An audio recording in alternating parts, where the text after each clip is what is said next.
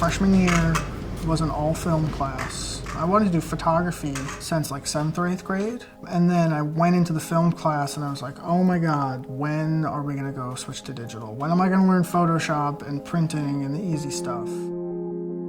And I never looked back. There was this atmosphere of, this is the death of film. There really was like 3 years where everyone thought it was gone. It was on the way out. All the professionals had gotten rid of their dark rooms. And it was like, no one's gonna teach it, no one's gonna wanna do it. At some point the cameras are gonna surpass the film and no one's gonna look back. When my great-grandmother passed away, I knew that she had a collection of, I think it's like 4,000 slides and like 6,000 to 10,000 negatives. But I felt this need to take over that when she had passed.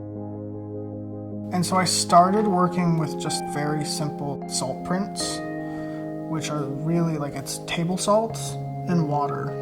And then you float it on top, dry it, and float it on silver nitrate. So you've only got 2 chemical baths. And then you expose it, and that makes your print.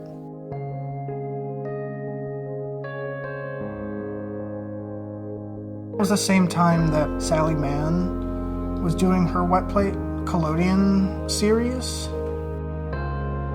I discovered that and I was like, this is something that you can do with basic chemicals that are used for other things. I build all my own stuff, I don't buy, and I'm buying raw chemicals. I don't buy almost any pre-mixed chemicals. The fact that you can develop film, traditional film, with whiskey is established. It's somewhere else. Like, they have the recipes. But that middle ground of combining the two of them, I have to just be like, well, I've got a beer, right? I've got the ingredients, let's try it. I'm not trying to let the process do the work for me, I'm trying to make a decision about why I want the process to do what it does. And I realized, oh, like, sometimes it's just in me, and it's just gotta come out bad. Even if it came out of your own mouth, you look at it and just go, what is that? So I embrace it. Embrace the failure. There's this essay called No Art in the Lifeboats by this art historian who says that, as like the title says, there's no art making in the lifeboats of the Titanic, right? No one was making art that night. And so that he thinks that that art is under survival in the hierarchy of needs. I think that's the wrong way to look at it. Art is this base for me. If I wasn't making art, I would be so unhappy. If I wasn't just making something almost all the time, I would be so unhappy with my life.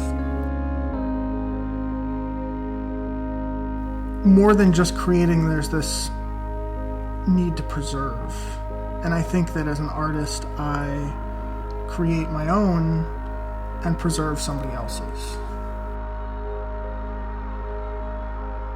For now, it was creating, and then maybe when I'm older, or maybe when I die, someone else can take the work, hopefully, and preserve it. And so if there's always somebody preserving somebody else's and making their own, there's sort of sustenance in that chain.